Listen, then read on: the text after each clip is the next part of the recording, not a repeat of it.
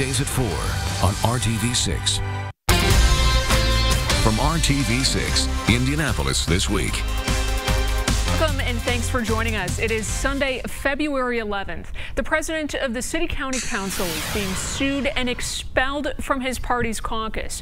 In a resolution, council Democrats are censuring Stephen Clay for what they call a self-serving and blatant betrayal.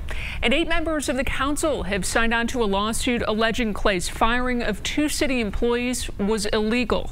Public servants such as the clerk and Fred Biesecker deserved far better treatment. Former clerk of the council, Natrina DeBow, is also listed as a plaintiff, along with mainly Democratic city-county councilors on the suit. The group's attorneys argue Clay broke state law and violated city code when he fired DeBow and the council's general counsel, Fred Biesecker, on January 31st. They're requesting a temporary restraining order that would allow the 2 employees to return to work. Clay told reporters last week the firings are part of a transition, and any new administration has the right to bring in its own staff, but he wouldn't provide reporters with the name of the person providing his legal advice. He's just basically taking it on, thinking he can do anything he wants, and that's not how it works. Democrats confirm they have the votes to pick a new president at the next council meeting on February 19th. If Clay is replaced, the clerk and staff attorney are expected to get their jobs back, and I'm told the lawsuit will be dropped. I've made several attempts to reach Clay by phone and in person and offer him a chance to come on this show. I've not heard back. Clay isn't the only member of the council facing possible legal problems or an expulsion from his caucus. Republican Jeff Miller is facing child molestation charges. He's no longer part of his caucus and lost his committee assignments. He's due back in court on March 16th. A major budget deal is now in place that lifts spending caps but also funds the government through at least March 23rd. The $400 billion plan boosts spending and increases the federal deficit. The House and Senate approved the bill during the early morning hours on Friday, which ended a brief government shutdown. The spending plan allows $300 billion more for the military and other programs over 2 years. It also adds $89 billion in disaster and aid for Texas, Florida, and Puerto Rico. The deal does not address immigration, including the future of the Deferred Action for Childhood Arrivals program, or DACA. On Twitter, the president vowed to continue talks on DACA as the future of many young adults hangs in the balance. Here's how Indiana's congressional delegation voted on the budget plan. Representatives Jim Banks, Susan Brooks, Larry Bouchon, Luke Messer, Jackie Walorski, and Peter Visklowski voted yes. Congressman Trey Hollingsworth, Andre Carson, and Todd Rokita voted no. A local prosecutor is criticizing President Trump and others for politicizing the deaths of Colts linebacker Edwin Jackson and Uber driver Jeffrey Monroe. Manuel Orrego Zavala was arrested and charged last week for his alleged role in the drunk driving crash. He's an illegal immigrant. Marion County Prosecutor Terry Curry says he's disheartened by what he calls ghoulish and inappropriate public commentary on the issue of illegal immigration. The Democrat is handling the criminal case against Zavala. The Senate will take up the immigration debate this week. President Trump issued an order back in September to give Congress 6 months to pass the DREAM Act. One person who will be watching closely is local immigration attorney Paul Gresk. I spoke to him a little bit earlier. The big question is whether the DREAM Act is going to become reality.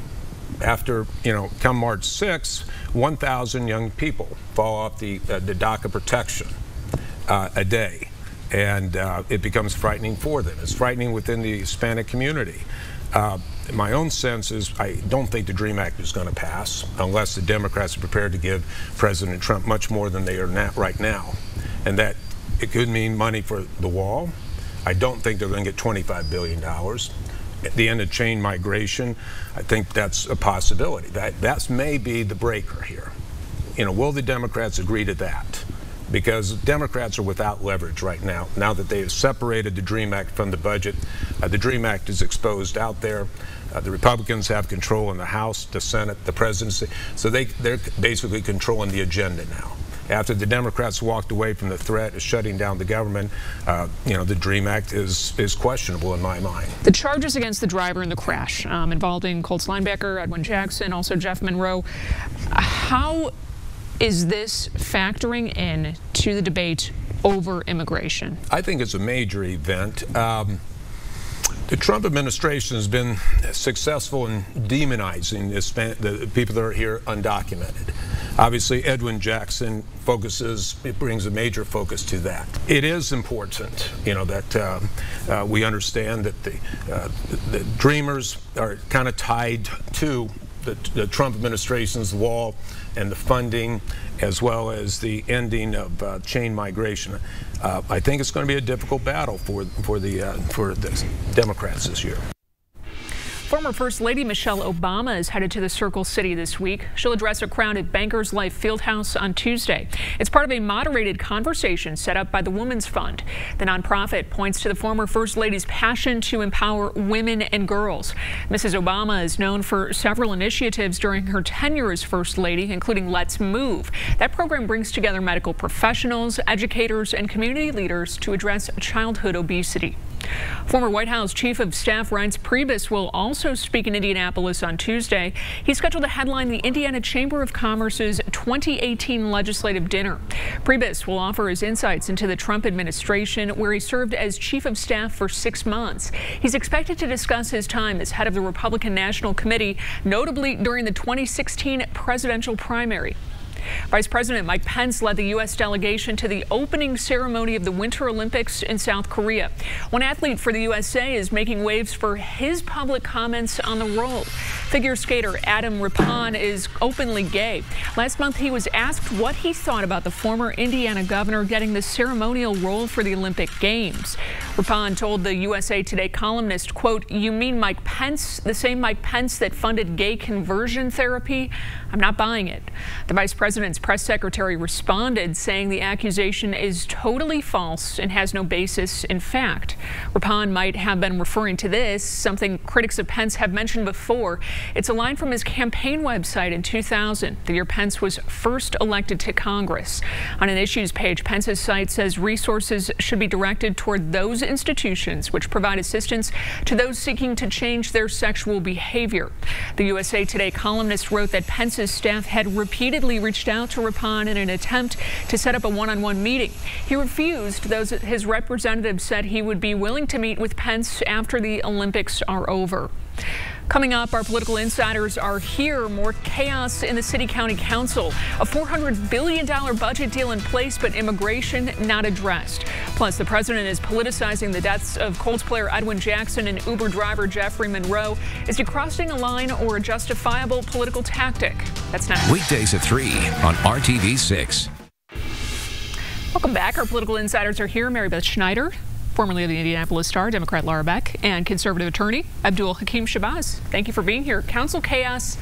How did we get to this point? How does this play out in the elections down the road? We got here because of plain simple greed and power. This has been a really bad episode of House of Cards. You got Democrats and Republicans who are mad at Council President Maggie Lewis.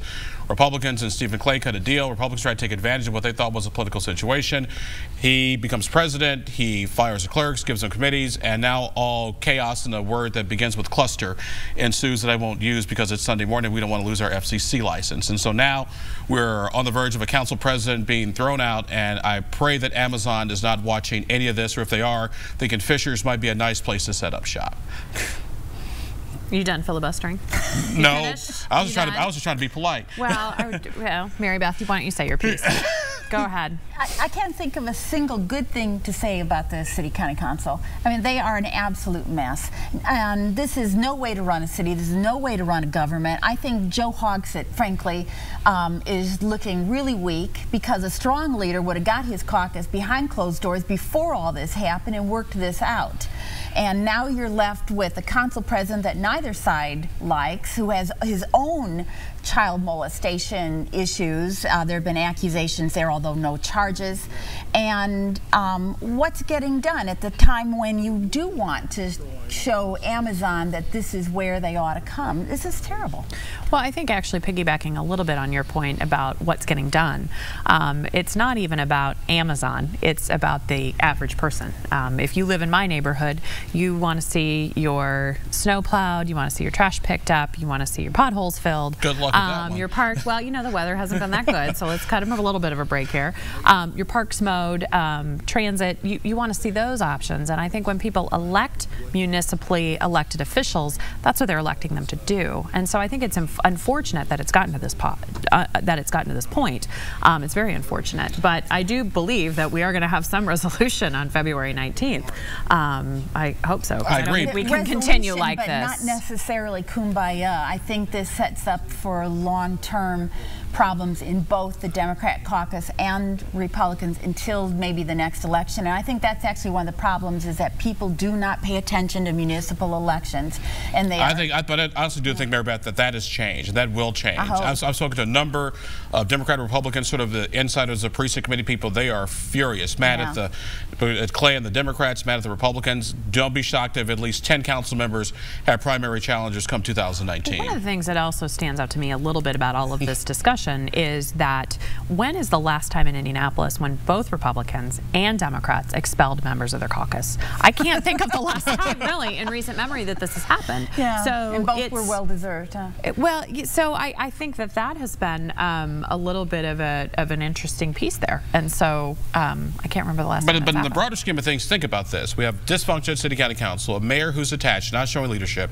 You got a crime rate that's going through the roof. You got infrastructure that's crumbling and falling apart.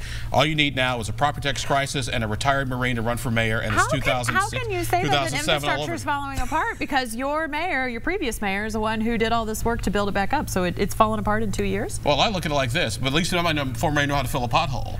Well, and he didn't, the weather hasn't been that good. Hey, look, we're doing this hot mix. Well, that's already been done twice before. I also think that most people are not happy with their mayors in the month of February in Indianapolis also. I can't remember anybody being happy with Mayor Goldsmith in February. Abdul, I want to start with you on this one. The budget. We saw Todd Rokita, Congressman Luke Messer, on different sides of this vote. One voting yes, one voting no. Anything to read into there? You could actually argue that they're playing to different aspects of the Donald Trump base, because you got Todd Rokita saying that I'm not going to run up this deficit and run up the debt for our children, blah, blah, blah. And you got Luke Messer saying, hey, Donald Trump said this was a good budget deal. I'm here to support my future president. So I think both their budgets were politically calculated. Both will play to a different aspect of the Republican primary base. The deficit hawks on one side and the Trump voters on the other. Pop your popcorn. I mean, this is going to be one heck of a primary. That's all I have to say. Totally agree with him. Plus, Rokita's vote was absolutely predictable, and it's an easy no vote when you know it's going to pass. Immigration, you know, we've heard a lot of talk about the man that was arrested and now charged in the crash involving the Colts linebacker, the Uber driver. How, if at all, is this shaping policy playing into the debate right now on immigration?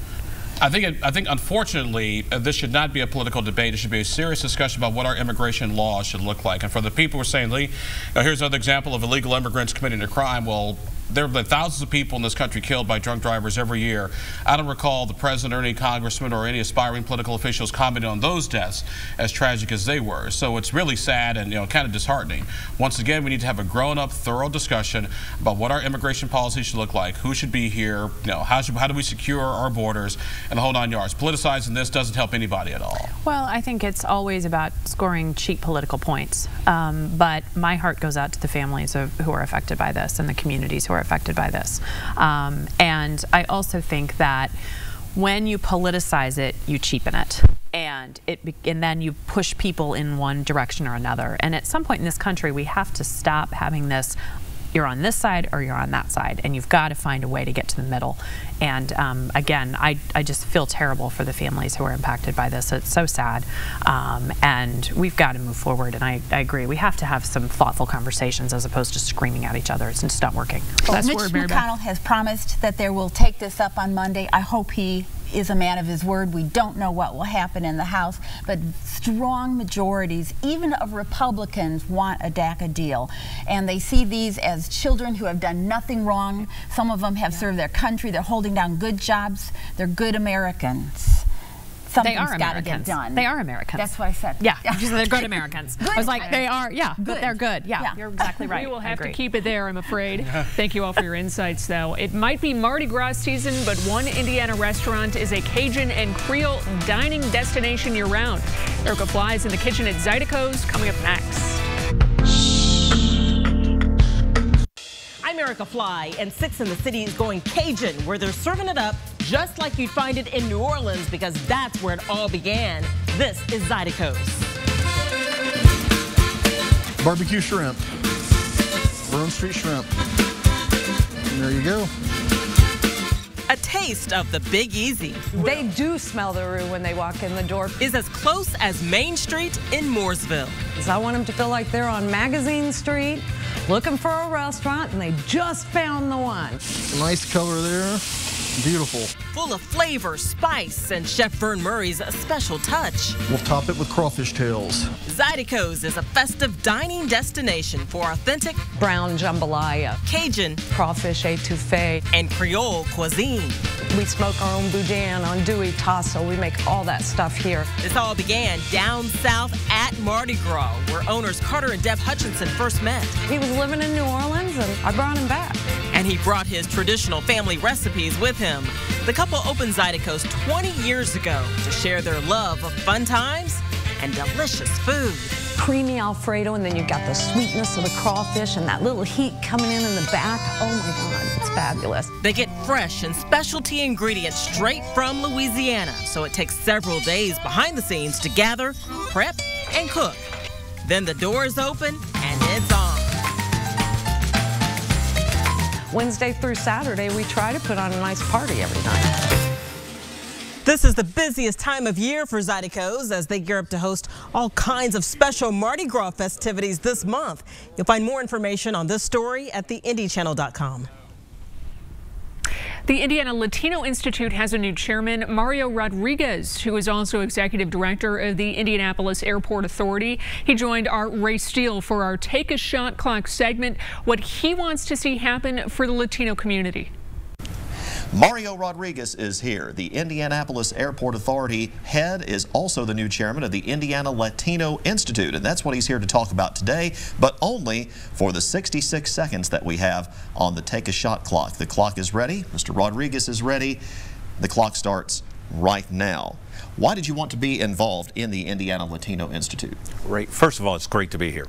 It's an honor for me to be involved in the Latino Institute. It gives me an opportunity to give back. I've been very lucky. I grew up with very small means. I was able to get educated and get to the position that I'm at, and I'm very lucky. I just want to pass that forward. I want to be able to move that and move other people in that general direction. For those who don't know, what does the Institute do? Well, the Institute is fascinating. It's a statewide institute that concentrates on mainly two things: education and health of the Latino population in the state of Indiana, which is oh so important because of one of the things that we can do to break the chain is education. So we will focus in 110% on education. Got less than 20 seconds. Get 2 years as chairman. What's a specific goal that you have? More education. Once we break that chain, more educated people could educate more people, and so on and so forth. It's a snowball's effect. All right, and in under the 66 seconds, it's amazing. We haven't had someone get beaten by the clock yet, and not this week either. Mario Rodriguez, thank you so much. Thank you. Great to see you. Katie, back to you. A contractor without experience building roads in the U.S. leads to nearly 2 years of delays in construction on I-69 between Martinsville and Bloomington. Now lawmakers are trying to change how contractors are selected to make sure projects like this don't hit major roadblocks in the future. Representative Tim Brown says Isolux Corson was selected to modify the 21-mile stretch of pavement due to finances in the company's ability to build a road to INDOT's specifications. Soon the state could also weigh whether a contractor has completed a similar project in the U.S. in the last 2 years. We've already heard about the horror stories of it all, yeah. So we just don't go down that way. So yeah, I talk to a lot of people that have to travel through, that end and that end of it, and they're not happy about it. Drivers tell us they're looking forward to picking up the speed on I-69 once it's complete. The changes clear the House. It now moves to the Senate. Coming up next, join our conversation. Check out Indy This Week on Twitter and be sure to like the Facebook page for RTV6.